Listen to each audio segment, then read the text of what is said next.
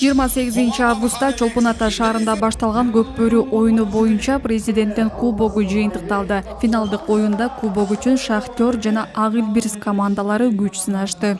Биздин Көкбөрү оюнун ойногондо кыргызстан өстөрү бирге келтирип отурушат. Кудайга аман эсен калышса экен деп.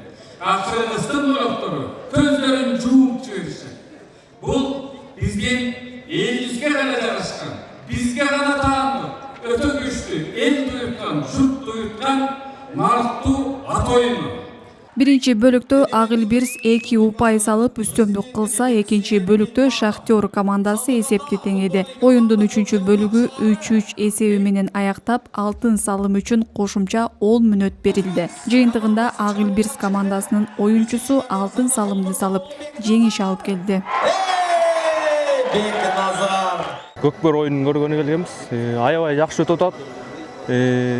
Буякта көрүп аткан көрүүчүлөрдүн да мокумуна канып атат деп ойлойм.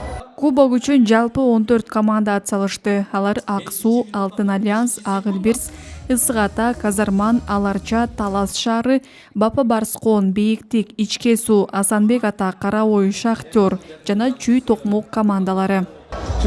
Көрүп, батадуаларды бардыгын көрүп, ат оюндарын бардыгын көрүп, жаза кылсам болуп атыр. Белгилесек, Көкбөрү турнири дүйнөлүк көчмөндөр оюндарына байланыштуу бир гана лиганын алкагында олимпиадалык системанын негизинде өткөрүлдү.